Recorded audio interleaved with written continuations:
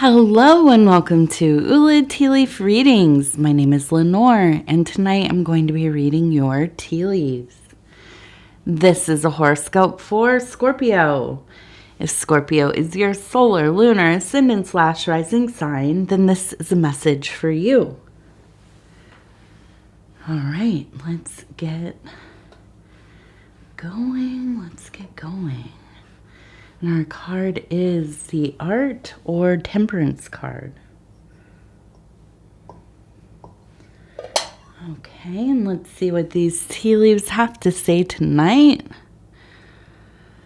All right, so I immediately, as soon as I pick this up, see that we have kind of this sour face. We have kind of the eye here and the eye here, and its side profile.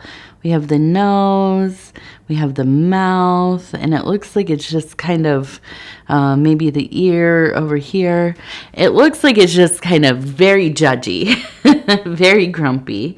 So, you know, I think immediately when we see something like this, it's like, okay, well, we know somebody involved in this reading or some energy within this reading. There's just kind of this a little bit of discord there, right? So hopefully we can turn that around. We can figure this out. Hello, Pudgy. Okay. Oh. Wow. Hello. You have to come down here, though. You're so close to the camera that nobody can see my tea leaves. Come on. Come on. Come on. It's too early in the reading for you to take over. Come on. Okay. Jump, jump, jump. Jump, jump, jump. Goodbye. Goodbye. Go on now. Okay, so let's see. What else do we have going on? And if you know this channel, we have our little visitors almost every reading.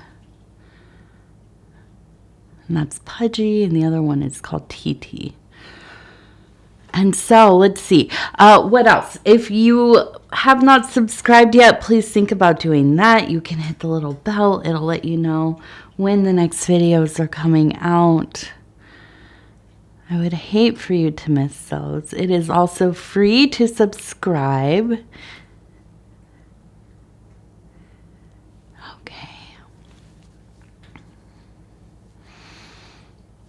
So we kind of have another face right here as well. And we have kind of the eyebrows, the eyes, and it almost kind of looks like it's smirking a little bit.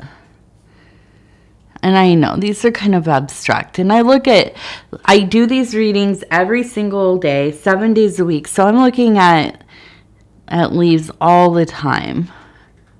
So if you're saying like, hey, Lenore, I don't see what you're seeing, you know, part of that is that I am staring at these things constantly. So my mind is kind of just apt to be picking out even really kind of distorted looking images. And so, yeah, if you happen to have an interest in tea leaf reading, I think that you know, I don't see it as much as I used to, but I think that, you know, if you have an interest in divining, scrying, tea leaf, just do it. Try it out. Nobody needs to, you know, hear if you're feeling, you know, not so confident about it. But, yeah, just keep doing it, you know, and you get better. You really do. Okay, so I see we have a knight right here. Legs, arm, holding a sword. You can see kind of the helmet right here with one of those like kind of funny. It always reminded me of like a broom right up there on the top of the helmet. And so also kind of kind of coming after that face we have up here. And this face kind of reminds me of like that projection of the wizard in The Wizard of Oz, when he's like projected on the screen. So I almost kind of feel like there is this battle between this kind of real chivalrous part of self, this part of self that's really been refined into the warrior, dedicated to the way, you know, really protecting the work that you do within your life, right? If this is that interior work, spiritual work, religious work, or even the work in your mundane, right? What you do to make money or creative. These are, and it could be all these things, right? These are the things that really lend a lot of meaning, not all of the meaning, but a lot of the meaning to your life. And I would guess most of our lives, right? And so there is definitely the archetypes that we have that kind of really protect the good name of our well-educated and learned and our skills built up, where we spend our time, the things that we find some pride in, and especially within those realms of spiritual and magical work and religious, faith and so on. Those are places that feel, they feel so alive, right? These are functional relationships that we're having. They grow, they change. We have, revelations and sometimes times that are quite hard when we're in those spiritual wilderness parts of our life. But when you really kind of choose these paths, you become protective of them, right? And so I feel like there's really this place within you where it's hard for you to deal with outside people who are just easily, running their mouth or discounting how you feel about things, or telling you, oh, that's just, silly or made up, or, whatever it is. I mean, that's quite hurtful. And then we have this face up here kind of smirking. And I feel like this is almost like somebody who's a family member. And listen, we have the art card, or the temperance card, and this really is about combining elements, right? Doing the alchemical work to create the philosopher's stone. But I also, when I see this card, I also think that there's a lot of trial and error, right? There's a lot of figuring out how these things work. And so sometimes in our lives, there are just certain people, and this is applicable to that spiritual or psychological alchemy. And there are people who, and they become these large, kind of otherworldly, blown up personalities, especially if it's somebody, you haven't seen. Something happens, you grow up with them, you don't live around each other, they remain this one thing, right? This one kind of person in your mind, and they always kind of remain that until you're kind of confronted with knowing them once again, and I think this happens a lot too, like when you have a sibling or like a cousin, something like this, where it's a contemporary, it's a peer, you grew up together, you saw the behind the veil with them a bit, because they were just who they were your age, you got in trouble together, you probably roughhoused or argued or whatever, and you just saw who they were, and that's not always a good combination, right? It could have been tumultuous and difficult and you know, something where you could never find kind of even ground. And so I think there's really this confrontation that is happening where it's like, okay, now I have to deal with this person who really is this kind of, you know, and it's larger than life, not in a good way, right? Larger than life in this very like cartoonish, you know, or maybe it's not cartoonish, but they are kind of almost mythical in your mind, because I really feel like you know how to press each other's buttons. And here's the thing too, is that when we get older, that doesn't mean that that dynamic goes away, right? Ideally, you grow out of it. You find ways to kind of work things out. But so often, and I always understand this phenomena, but it is something that, you know, happens, and, you know, it's where you have moved away or you don't engage with somebody.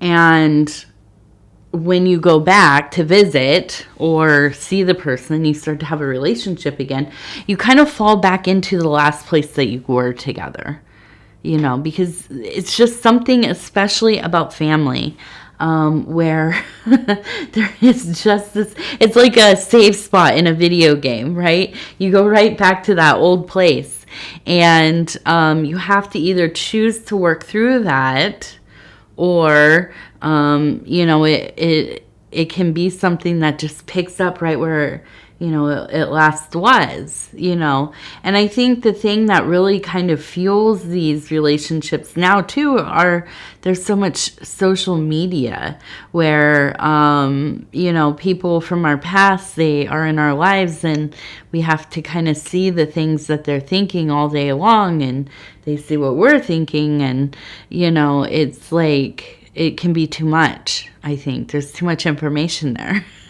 So it's, it can be difficult. So, I want to turn this, and I want to look at this, I wanted to look at that other face, and now where did it go? That mean face that we kind of saw. And I really, there it is. And I really feel like this person, it feels like it could be like maybe a brother or masculine family member, but whatever it is, it doesn't really matter. That part doesn't exactly, but I'm seeing in my head that like it feels like somebody who maybe was like physically not careful with the other siblings or the other like they were you know, like roughhousing, but even more, almost like bullying, right? And now I feel like this person is just still so, just doesn't have nice things to say about people, right? They just really are not very kind, you know, and in some ways it's like you almost feel very empathetic for them, because, you know, who would like to live that way? But at the same time, it's like you hope that you don't have to even, you know, be noticed by them or engage with them, because you don't want to have to deal with that energy. Yeah, I think it's just a lot. So I think that this is a source of some anxiety for you. And I don't know what exactly is going on where they are kind of more actively in your psyche or in your life, but it seems like some kind of circumstances brought you back into a closer orbit of one another. And you know, I think the big thing here,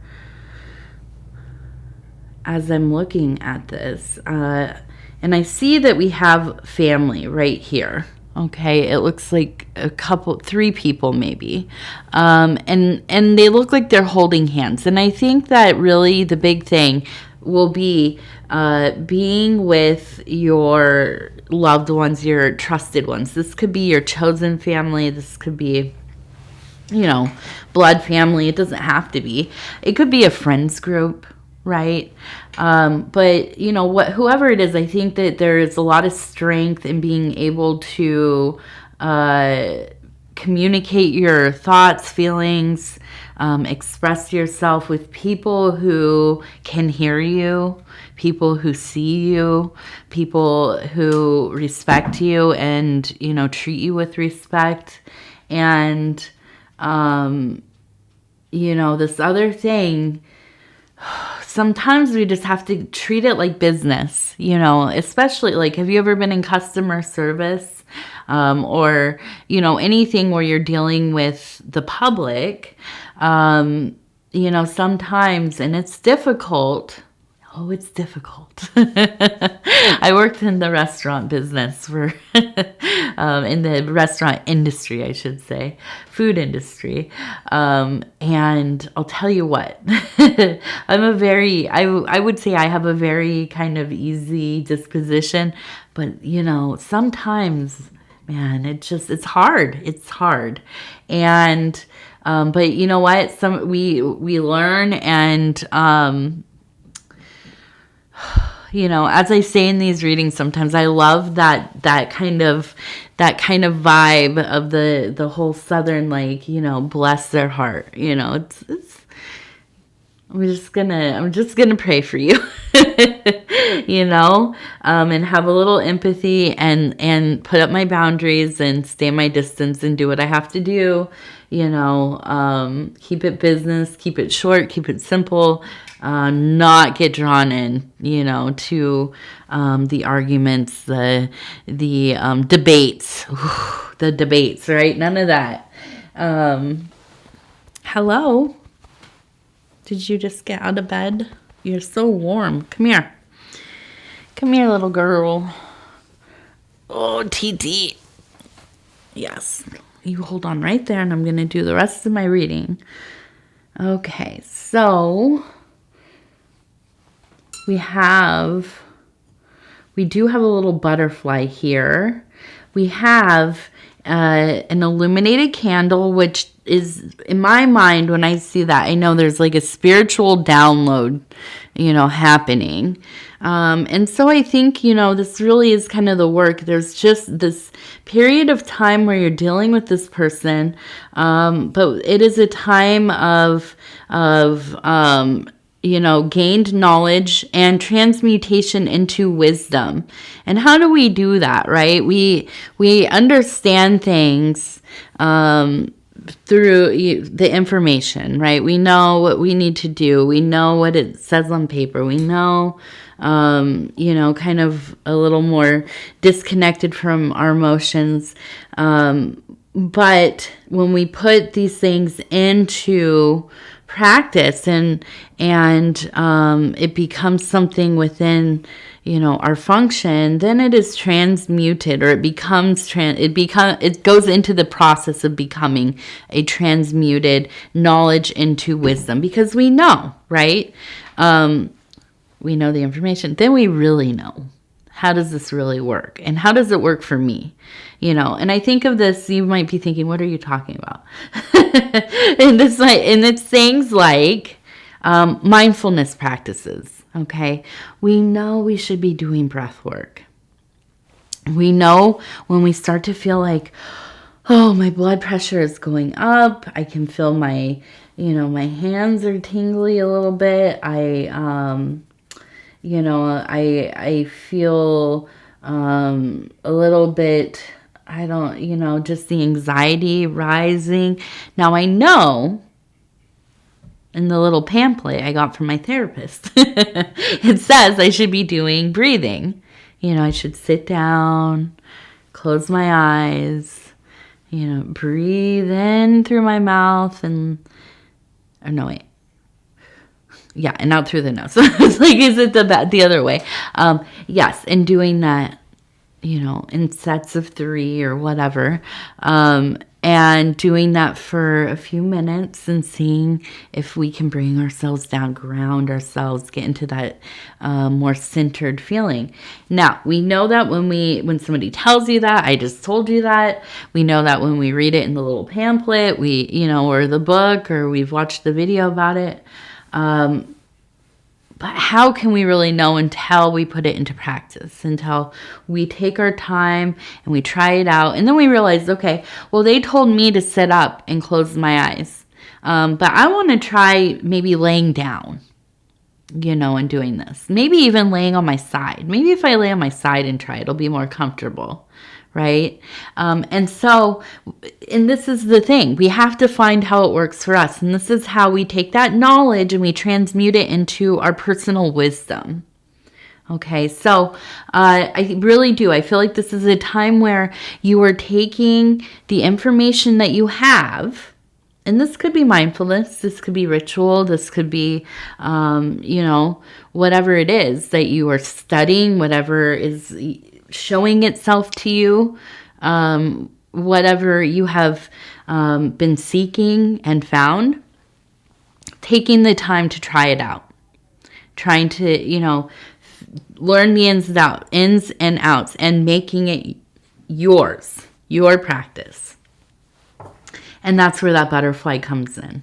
That's where we really begin to evolve, right? We're evolving.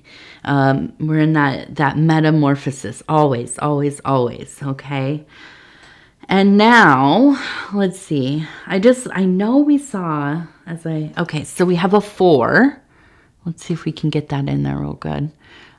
There's the 4. So we have a little 4. And this one, I keep looking at, I'm like, okay, I got to come back. Now, we have a person who has a hoe for, digging dirt, right? And so this is, if you know anything about gardening, this is when the spring is coming, or the spring has come, and we're going to go through and we're going to break up the dirt. And we're going to kind of mix it up. We might add some nutrients or mulch, or, whatever it is that you like to add into your soil. And then you're going to kind of make your rows, right? And get ready to plant. And so this is preparing that prima materia. Okay, this is getting that most, central soil, the thing that is the beginning of all things, the thing where you are going to sow seeds and begin this cycle.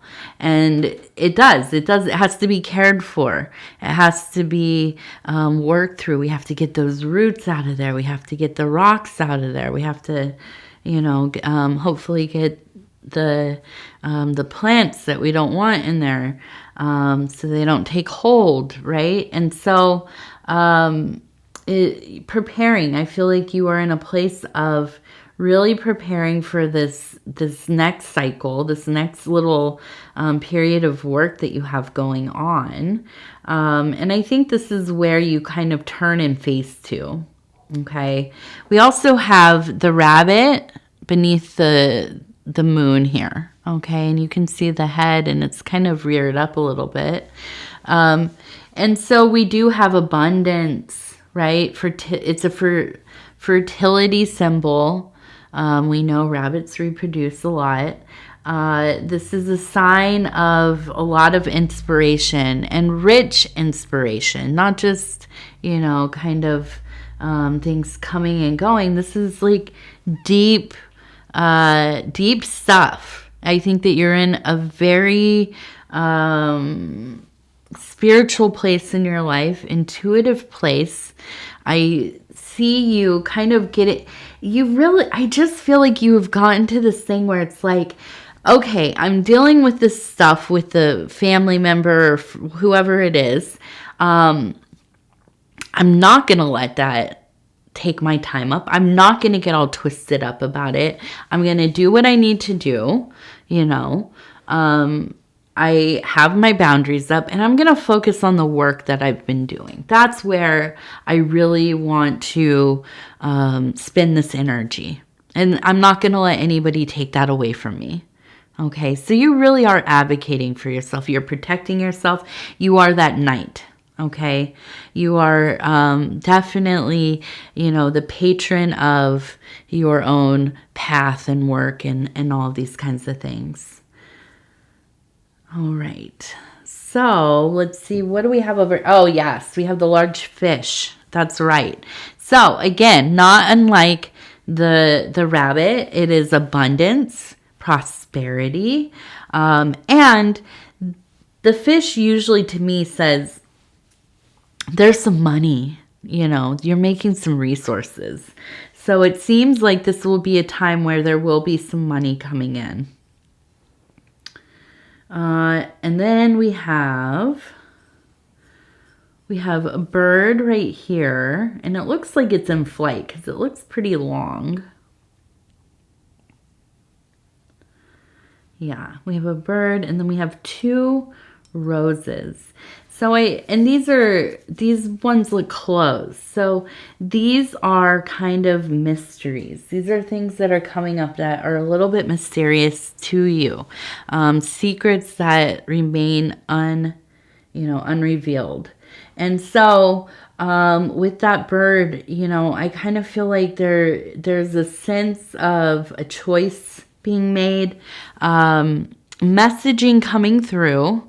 Okay, divine, through a guardian angel, maybe an ancestor. It could be a loved one who has transitioned. But I think that there's kind of this choice that you have to make. Do I want to know more about, whatever this is? Then I already know. And I feel like this has to do with the family, because this is definitely feeling like it's tied into that maybe, like I said, sibling, or like maybe a cousin or somebody who's around your age. It could be like a family friend or something. But I feel like all this stuff is kind of converging at the same time. But now that we, these rose buds are close. So there's still the choice of, do I want to go down this path to figure out what this is? Do I want to kind of, go excavating my self-mythology here? Or is this like a thing that is not important to me right now? Am I going to kind of just put this away and work on the task at hand, the things that I am doing in my personal life? Okay. Now we also have a 2. Okay, I want to point that out. So we also have a 2 right here. So we had a 4 and a 2. And let's see.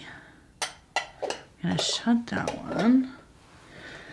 We're going to look at the Mary Magdalene Oracle cards by Megan Watterson. These are illustrated by Moonjube. And I'm just going to go ahead and flip through here. And it says, sacred worth. I am worthy of love. I am worthy of love. All right. Okay, Scorpio, I want to say thank you so much for spending this time with me. It is always such an honor to be able to bring these messages to you. And if you would be so kind as to like the video, it really does help the channel so much. If you have not subscribed yet, please think about doing that. You can hit the little bell. It'll let you know when the next videos are coming out. And it is free to subscribe. If you'd like to leave a comment, please do. I love hearing from you. I read them all. And I definitely look forward to seeing what everybody's up to, what's going on, how you're relating to the readings, what you're thinking about. And yeah. So with that, I will say I love you. Take care of yourself. We'll talk in a few days. And good night.